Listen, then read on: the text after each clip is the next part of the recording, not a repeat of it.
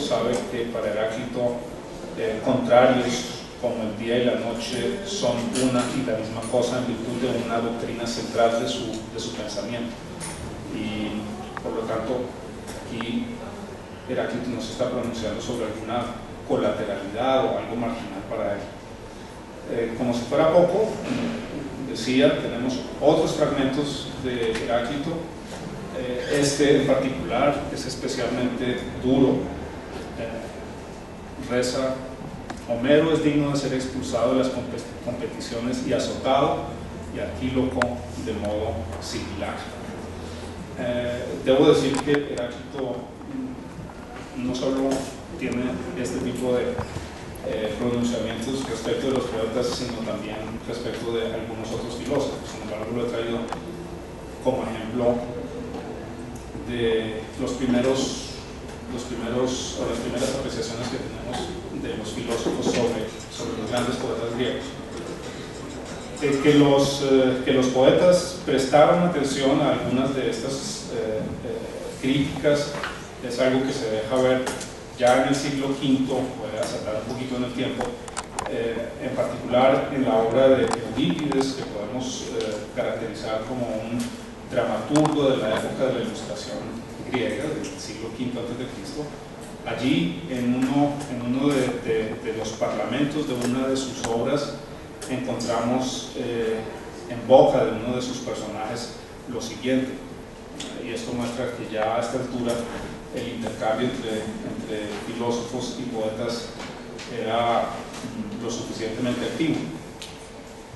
No creo, dice Heracles en el drama titulado de esa misma manera, no creo que los dioses deseen uniones que no están permitidas, ni nadie me convencerá jamás de que han encadenado sus manos, ni que uno es soberano de otro. Pues un dios, si de verdad existe un dios, no tiene necesidad de nada. Estas son lamentables historias de los aedos o de los poetas. Esto aparece ya en la obra de uno de ellos, Eurípides. Bien, todo esto creo que le permite a Platón decir al final del libro 10, después de haber puesto en boca de Sócrates la necesidad de expulsar a los poetas de la ciudad ideal. Esto le permite, decir a Platón que esta disputa entre los poetas y los filósofos es vieja. Y aquí viene una cita más, esta extraída del libro 10 de la República. Allí, después de Sócrates haber expulsado a los poetas de la ciudad ideal, dice: esto es lo que quería decir como disculpa por haber desterrado a la poesía del Estado o de la ciudad, por ser ella de la índole que es. La razón nos lo ha exigido. Y digámosle además, para que no nos acuse de duros y torpes, que la desaveniencia entre la filosofía y la poesía viene de antiguo. Y eso es lo que hemos visto en las citas que hemos traído de Genófanes y Heráclito. Bien, todo esto para mostrar que la relación entre filosofía y literatura es una relación conflictiva, por lo menos por lo que respecta a la forma como los filósofos miran a los poetas. El mismísimo Platón es un caso en cuestión, es arte y parte en esa disputa. Pero el propósito mío es hablar no de la poesía en general, no de la poesía griega siquiera, sino hablar de la tragedia, pero de la tragedia griega en particular, y ahí viene una delimitación adicional al tema que voy a tratar. Cuando se habla de tragedia griega se piensa ante todo, y este es el caso también acá, se piensa ante todo en la tragedia ática, en la tragedia ateniense del siglo V a.C., por haber vivido en ese ciclo de los más grandes exponentes del arte dramático griego, de la tragedia griega, Esquilo, Sófocles, Eurípides. Y bueno, en cierta forma puede decirse, y es algo que ha generado muchas preguntas entre los estudiosos de la antigüedad, puede decirse que realmente este género, el de la tragedia, es un género que vive muy poco, es un género que se inicia en el siglo VI, llega a su plenitud en el siglo V, y en el mismo siglo V puede decirse que muere. Y eso no solo porque solo nos han sobrevivido o nos han llegado tragedias del siglo V. Sabemos pues que toda la literatura griega o buena parte de la literatura griega se ha perdido para nosotros en el curso de los siglos. Hay algunas obras de Menandro en el siglo IV, pero básicamente el teatro griego es el teatro del siglo V, además de la tragedia, pues la comedia de Aristófanes, pero es ya un lugar común decir que la tragedia griega muere con Eurípides, es decir, con el último de los grandes trágicos griegos del siglo V.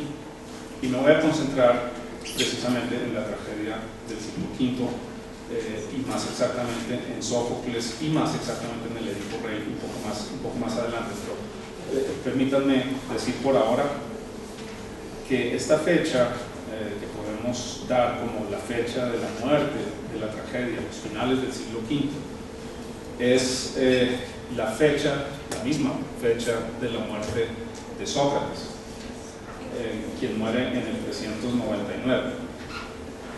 Pero al poner estas dos fechas, la una al lado de la otra, la fecha en que Eurípides se lleva la tragedia consigo a la tumba y la fecha en que Sócrates muere condenado por sus conciudadanos por haber practicado a su manera la filosofía. Al poner estas dos fechas una al lado de la otra, quiero destacar que mientras la tragedia griega muere con Eurípides, realmente la filosofía griega empieza a florecer con Sócrates.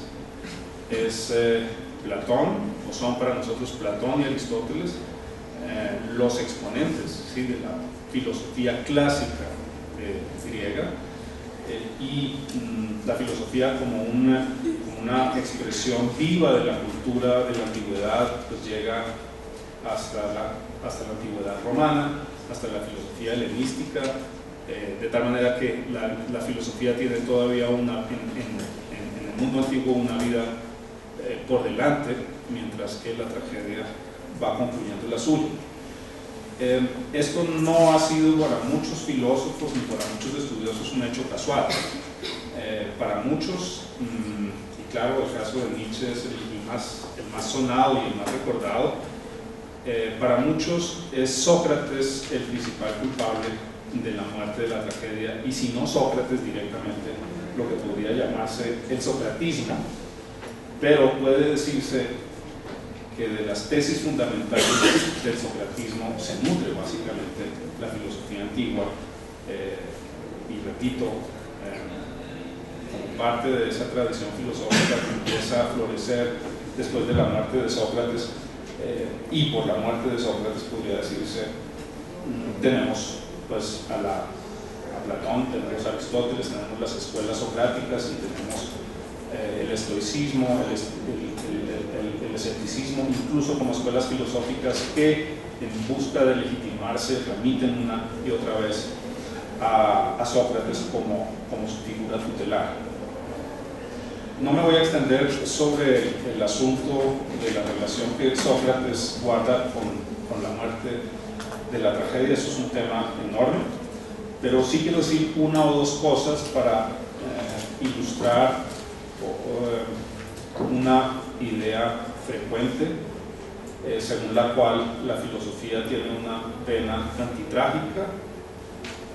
La filosofía es en cierta forma contraria a la tragedia, y justamente la filosofía puede haber sido la causante del decaimiento temprano, digamos, porque la tragedia ya había llegado a su madurez en el siglo V muy rápidamente, pero podría hablarse de una muerte rápida, ¿no?, de la tragedia, un género que en Grecia realmente vivió apenas un siglo y medio. La filosofía, por definición, exalta el valor de la sabiduría en la construcción de la vida. La filosofía cree en una vida que puede hacerse feliz si se la funda en el saber y si se funda sobre el saber la virtud. El hombre sabio es el hombre virtuoso y el hombre virtuoso es el hombre feliz. Esta doble equiparación entre sabiduría y virtud por un lado y felicidad por el otro, esta doble equiparación es típicamente socrática y deja una impronta enorme en la filosofía antigua, deja en la filosofía la convicción de que quien cultiva la filosofía puede llegar a hacerse un hombre bueno, virtuoso, y quien llega a hacerlo puede llegar a ser feliz.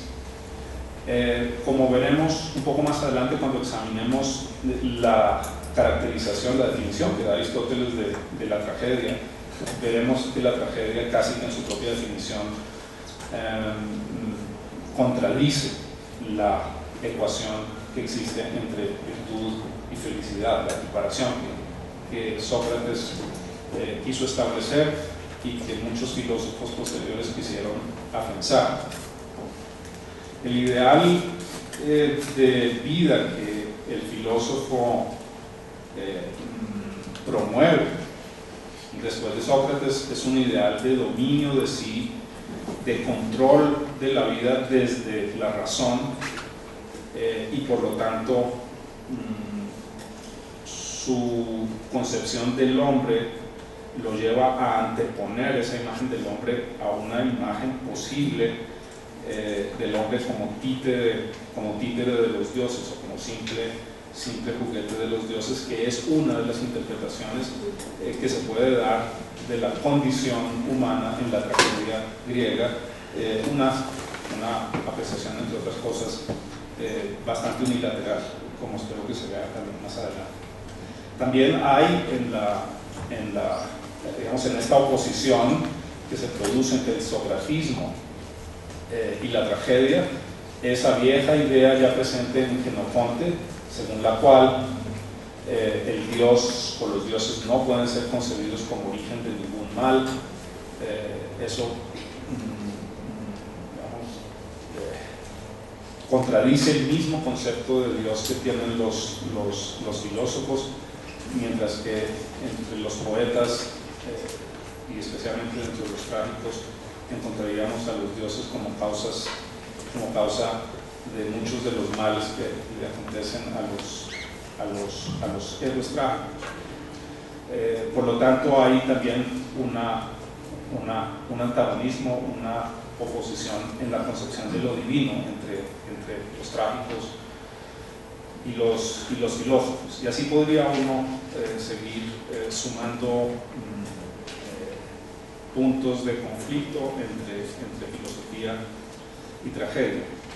Pero mi propósito no es ahora extenderme pues en todos esos puntos de conflicto, sino quisiera en lo que sigue concentrarme un poco en lo que desde la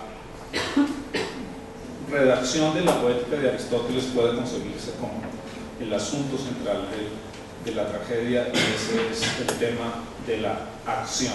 Entonces me voy a concentrar en ese concepto y en torno a algunas discusiones que ha habido acerca del carácter de la acción trágica. Espero que al final podamos reconocer cómo en torno a ese concepto de acción vuelven a surgir algunas tensiones entre filosofía y tragedia. Entonces, cerrando pues ya esta introducción, quisiera ahora detenerme en la noción de acción trágica. Aquí tenía una lista larga de filósofos que se han ocupado del tema de la tragedia, desde Borges, desde incluso antes de Platón.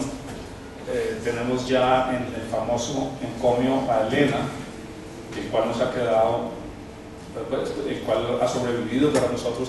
Tenemos algunas observaciones de Borges sobre el arte trágico, y de ahí hasta pues, autores más recientes como Martha Nussbaum, una norteamericana que aún escribe y produce. Tenemos pues una larga lista de autores que se han ocupado de filosofía, del tema de la tragedia. No he incluido ahí dentro de esa lista a Sócrates, porque quise poner ahí una lista de quienes han escrito sobre eso, y obviamente Sócrates no escribió sobre la tragedia. Pero lo que venía diciendo sugiere que quizá el más nocivo de todos los filósofos para la tragedia fue Sócrates, y Sócrates no el literato, es decir, Sócrates el escritor, que no existe, sino Sócrates el hombre vivo que muy posiblemente asistió a las tragedias de Eurípides, y del cual se especula incluso que pudo haber tenido una relación personal con Eurípides, que pudo haber afectado su forma de hacer tragedia, al punto de que algunos piensan que ya la tragedia de Eurípides no merece llamarse tal. Bueno, entremos en la definición que da Aristóteles de la tragedia. Este es un famoso pasaje del capítulo 6 de la Poética, que es un texto indispensable para el estudio de la tragedia entre filósofos, y yo creo que más allá, incluso entre críticos literarios. Dice esta definición: es la tragedia imitación, mímesis, este famoso concepto de mímesis, tan importante para toda la estética desde entonces. Es la tragedia imitación de una acción elevada y completa, de cierta magnitud, en lenguaje sazonado, actuando los personajes y no mediante relato, y que mediante compasión y temor lleva a cabo la purgación, la catarsis de tales afecciones, es decir, de la compasión y del temor. Aquí vemos pues ya el concepto de acción jugando un papel prominente en la definición aristotélica de la tragedia. Concretamente, la acción es lo que es objeto de imitación. Aristóteles distingue al comienzo de la Poética entre modos de imitación y objetos de imitación. Modos de imitación son medios de imitación y objetos de imitación. Medios de imitación son, por ejemplo, el sonido, el ritmo, la melodía, los colores, es decir, son aquellos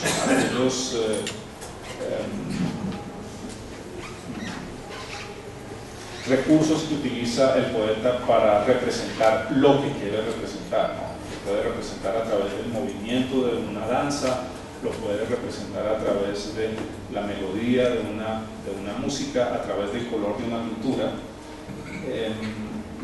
Pero aquí lo que, digamos, el lugar que ocupa la acción dentro de esta definición es el de determinar qué es lo que es objeto de imitación, qué es lo que es imitado. De todos los elementos que realmente hacen parte de la tragedia y que no aparecen aquí mencionados en su totalidad, de todos los medios, ¿sí? Imitativos o expresivos de los que hace uso la tragedia, Aristóteles, como buen filósofo, privilegia el lenguaje. Es decir, ya desde la antigüedad y desde Aristóteles encontramos que los filósofos se concentran en aquello que de literario tiene la tragedia, es decir, en lo que de lenguaje y de palabra tiene la tragedia, pero pues no está de más recordar que la tragedia era una obra de arte mucho más integral, que incluía pues la actuación de los personajes, es decir, los movimientos escénicos, el escenario y la música, que era tan importante. Ninguna tragedia se hacía sin música en aquel entonces. Sin embargo, aquí el énfasis va en el lenguaje como medio para la imitación de la acción, pero la otra cosa importante es que Aristóteles distingue también, además de medios, o sea, además de decir que la imitación se produce con la ayuda de ciertos medios, él habla también de ciertos modos de imitación y distingue entre la narración, o lo que aquí aparece como relato, y el drama, que es la imitación de la acción a través de la acción misma. Y por eso aquí no se relatan las acciones, sino, por así decir, se las personifica, se las actúa, es decir, se imitan las acciones actuando, ¿no? Y eso es pues, el componente propiamente dramático que tiene la tragedia, a diferencia pues, de tanta, llamémosla así, tragedia narrada que uno puede encontrar en Homero, ¿no? Pues en cierta forma el destino de Homero, de Aquiles, podría entenderse en cierta forma como un destino trágico, pero obviamente no estamos en una tragedia porque no tiene la épica esa forma o ese modo de imitación que es el de la actuación, a diferencia de la narración. Bueno, pero entonces aquí tenemos en estos tres primeros puntos la respuesta en forma de definición de la tragedia, la respuesta a la pregunta ¿qué es lo que imita la tragedia? ¿Con qué medio imita? Y de qué modo imita. Y hay una última cosa que es importante, y es el efecto que produce la tragedia, algo así como el fin hacia el que están orientados esos recursos expresivos, y es, digamos, el fin es el de purgar las emociones aquí denominadas compasión y temor, producirlas y purificarlas de ellas. Ese es el propósito fundamental de la tragedia para Aristóteles, y hay unas reflexiones interesantes que vamos a ver enseguida de Aristóteles respecto de las condiciones que debe cumplir una tragedia para cumplir adecuadamente con esa meta, con ese propósito, cuál es el de la purgación de la compasión y el temor. Bueno, quería que echáramos un vistazo a esta definición.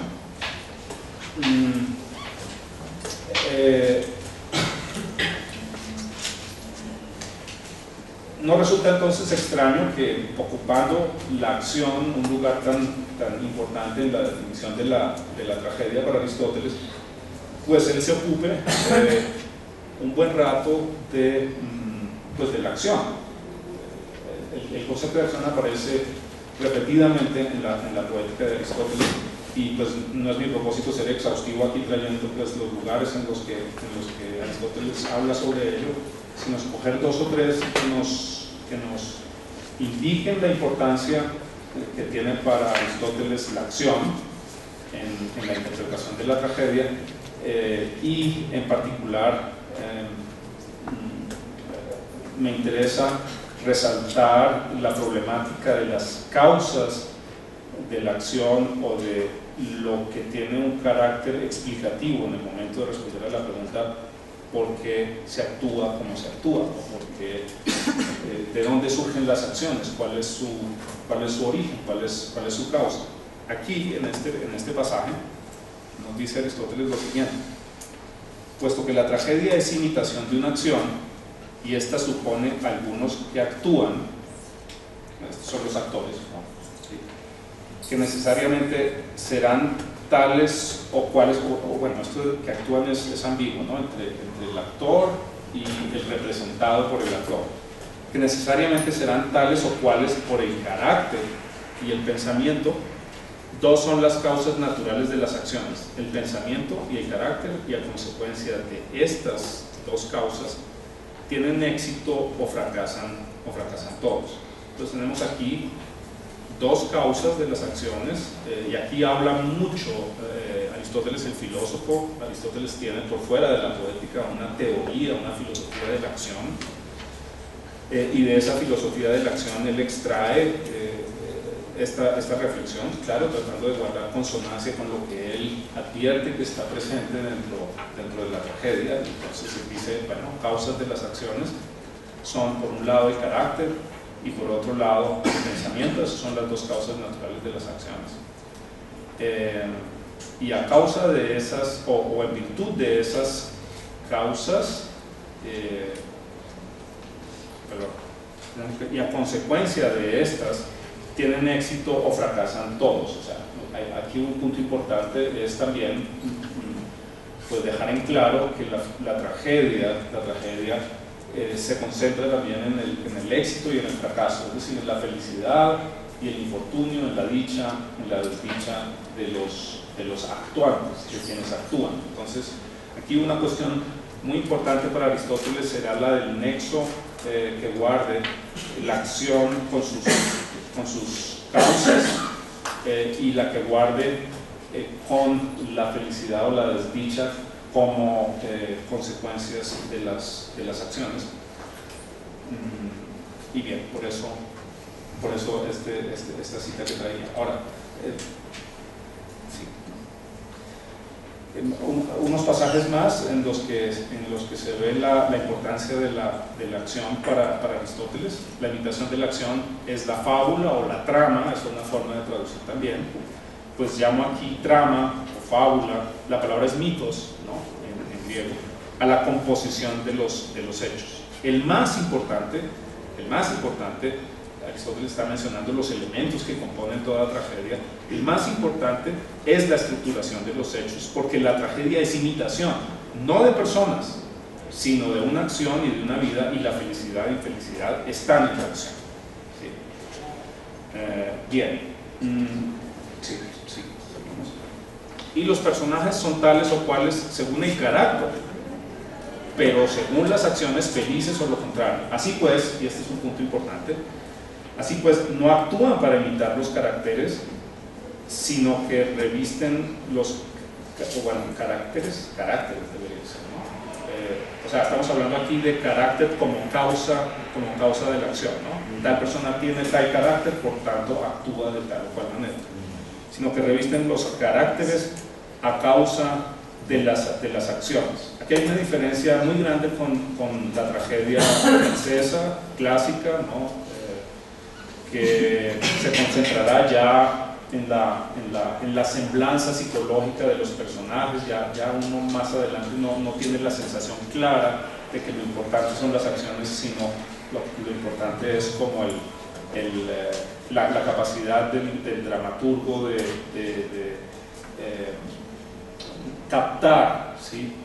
un carácter, ¿no? Entonces, como que todo en la obra está conduciendo a que se tenga una idea clara de cuál es el carácter de un personaje, y las acciones parecen pasar a segundo plano, o estar ahí simplemente para revelar el carácter del personaje. Y si bien es cierto que las acciones de un personaje en la tragedia griega pueden ayudar a revelar el carácter del personaje, o de hecho revelan el carácter del personaje, el interés, ¿sí? De la tragedia no está en el carácter, sino en las acciones. Bien, por último, algo más, y aquí lo que había anunciado, algunas de las condiciones que debe cumplir una tragedia para poder producir el efecto trágico, que es el de la purgación de la compasión y del temor. ¿Y cuáles son las condiciones de que depende el efecto trágico? Este texto lo he tenido que cortar mucho, pues, para extraer lo esencial. Ahí están todos los pedazos que queden por fuera, indicados en esos corchetes y puntos suspensivos. ¿Y cuáles son las condiciones de que depende el efecto trágico? La fábula, el mitos, la trama, debe imitar acciones que provoquen temor y piedad o compasión, puesto que esta es la función distintiva de esta clase de imitación. La piedad, la compasión, es ocasionada por una desgracia inmerecida, y el temor por algo acaecido a un hombre semejante a nosotros mismos, cuya desdicha se ha batido sobre él, no por el vicio ni por la depravación, sino por un hierro. Esto es crucial para la caracterización de la tragedia antigua. La tragedia debe producir piedad o compasión, es mejor producir compasión quizá, la compasión es ocasionada por una desgracia inmerecida. Es decir, no hay tragedia cuando la desgracia por la que pasa el personaje es una desgracia que se pueda decir que es merecida, ¿sí? De tal forma que el espectador diga, ah, bueno, si eso le ocurrió era porque eso se lo merecía. De tal manera que el héroe trágico no puede ser un personaje vicioso o depravado o algo por el estilo, sino por el contrario, un personaje cuyas acciones no nos lleven a pensar que la desgracia en la que cae es merecida, es decir, se lo merece, ¿no? Porque hizo tal y tal cosa, entonces se merece la desgracia.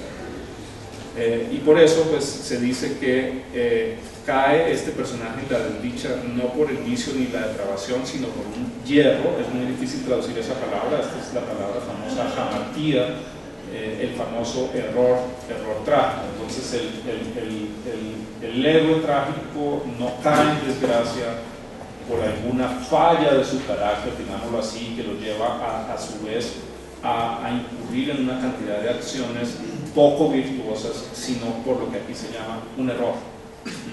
Claro, sobre eso se puede sin duda hablar más. La otra cosa importante es que ese hombre, para que pueda producir no solo compasión, sino temor, debe ser un hombre que tenga un parecido con nosotros, debe ser un hombre que no sea, del cual no sea inconcebible pensar, ¿sí?, que así como le han ocurrido tales cosas a él, me podrían ocurrir a mí. Porque si no hay ese, digamos, ese vínculo de identificación con el personaje, no hay entonces temor. O sea, sí, o sea, tiene que haber ese vínculo de identificación, y eso hace que el hombre de cuyas acciones estamos hablando es un hombre que realiza acciones que nosotros también, ¿sí?, podríamos realizar. Bueno, muy bien.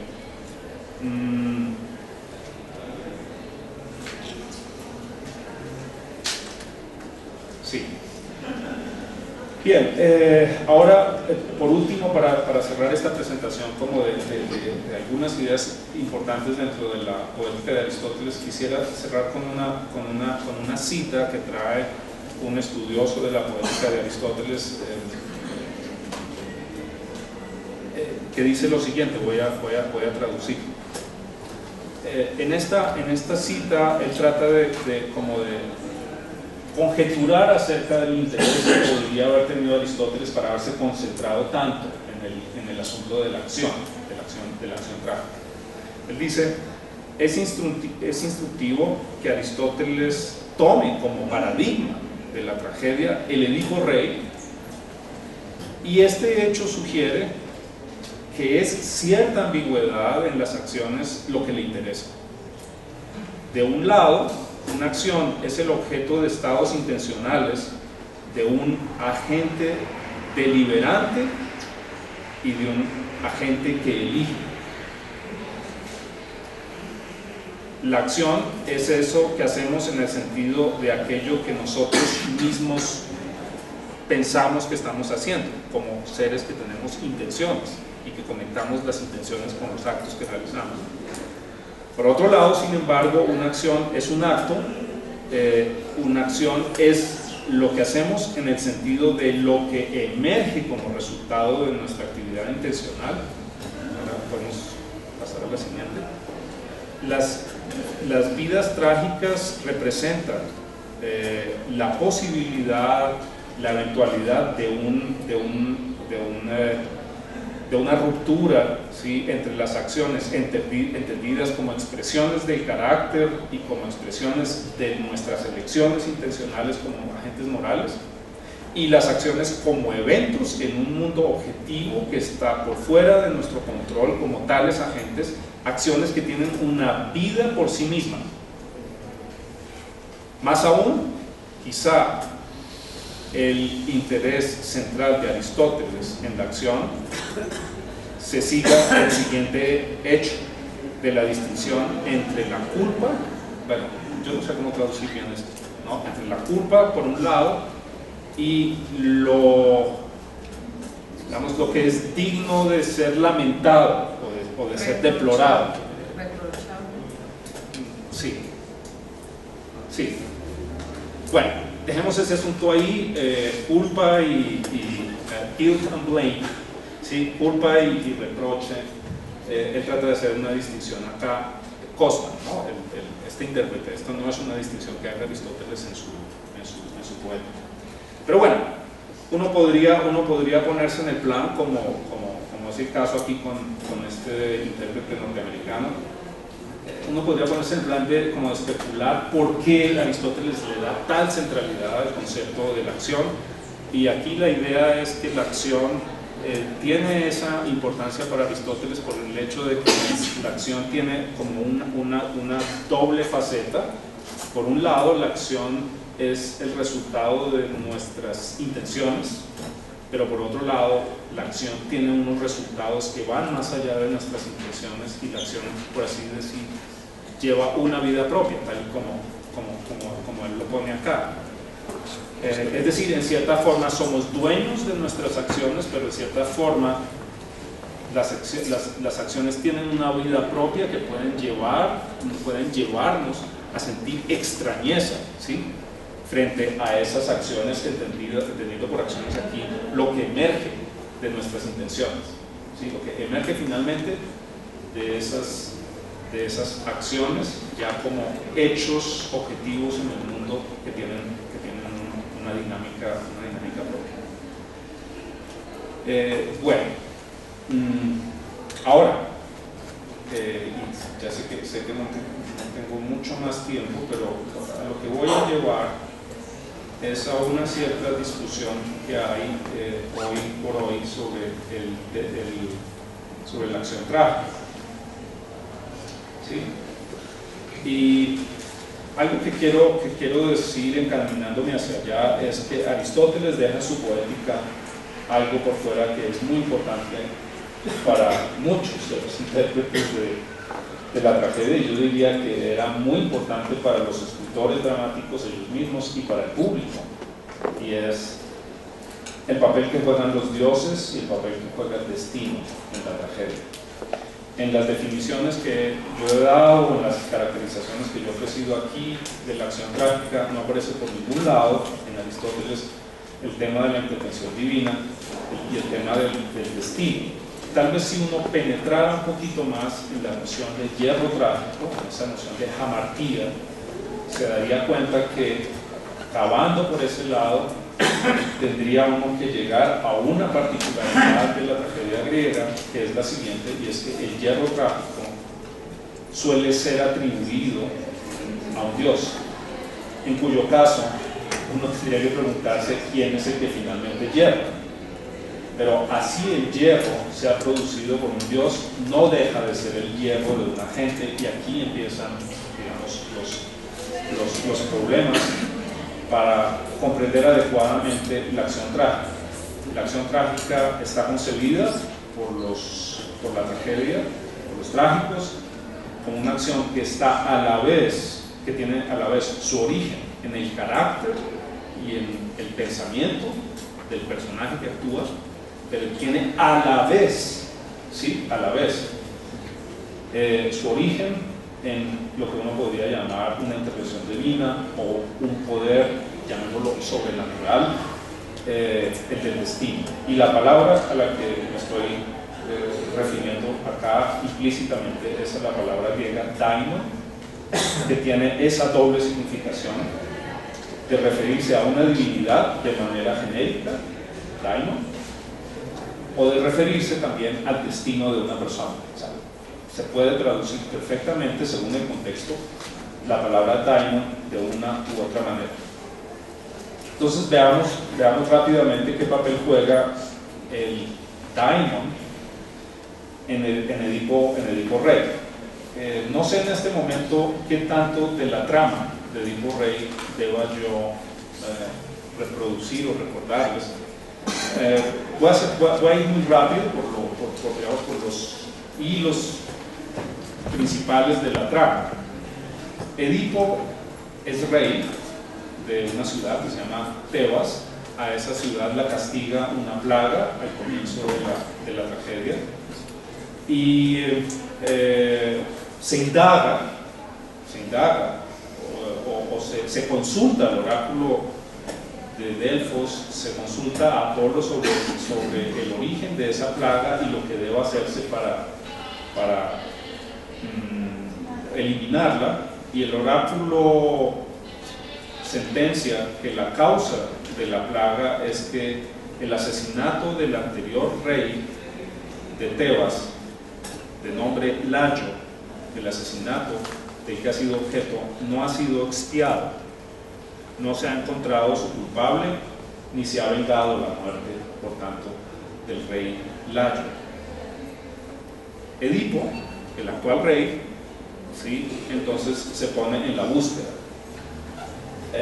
Se da la tarea de encontrar el culpable, y aquí empieza a ponerse en juego un tema, llamémoslo, que es el del carácter de Edipo. Edipo es un personaje particularmente consagrado a la búsqueda de la verdad, ¿sí?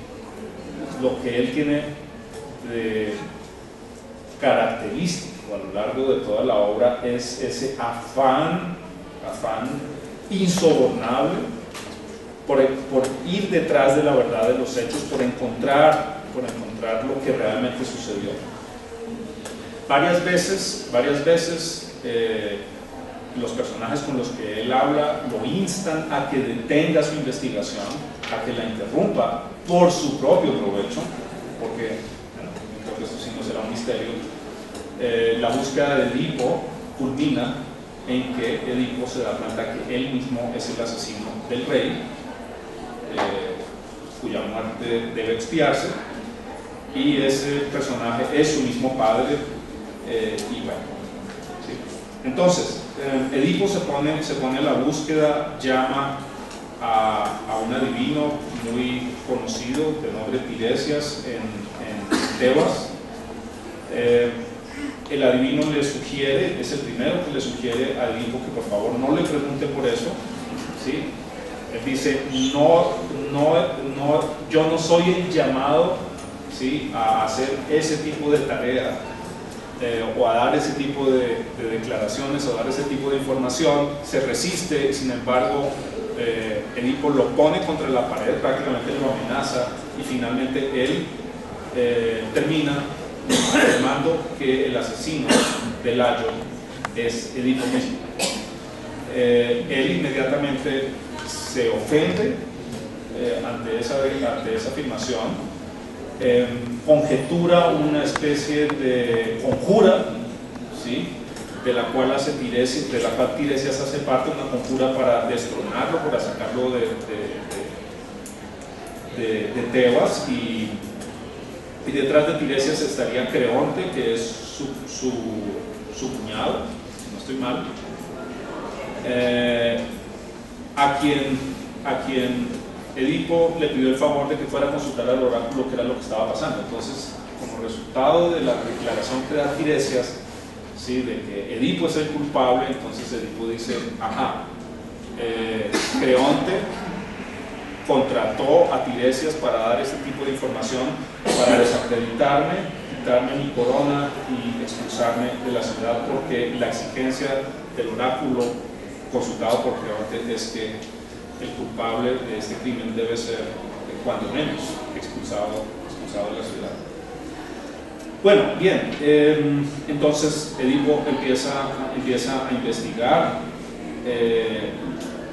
se crea entonces esa tensión o más bien esa disputa entre Creonte y Tiresias por un lado y Edipo por el otro. Edipo llama a Creonte y hay un intercambio muy fuerte entre ellos dos. Yocasta, que es su esposa y la hermana de Creonte, intenta mediar, intenta tranquilizar a Edipo,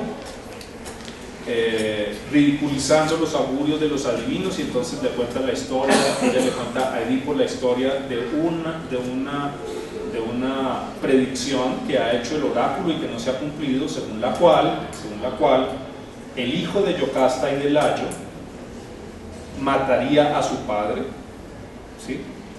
Y Yocasta dice, mira, no creamos aquí en adivinos ni nada de eso, deja aquí a Tiresias por fuera, las palabras de los adivinos no son dignas de crédito. Mira, por ejemplo, la consulta que hicimos al oráculo, Layo y yo, según esa consulta, nuestro hijo mataría a su padre, pero nosotros nos deshicimos de él y de esa manera nos aseguramos de que el oráculo no se cumpliera. Cuando ella empieza a dar esa información, menciona las condiciones en que Layo muere en una encrucijada de 3 caminos, y en ese momento Edipo empieza a recordar las condiciones en que él mató a un extraño en una encrucijada de 3 caminos hace un tiempo, y empieza a darse cuenta que las condiciones en que murió este rey son muy parecidas a aquellas en las que él dio muerte a ese extraño, y entonces se empieza a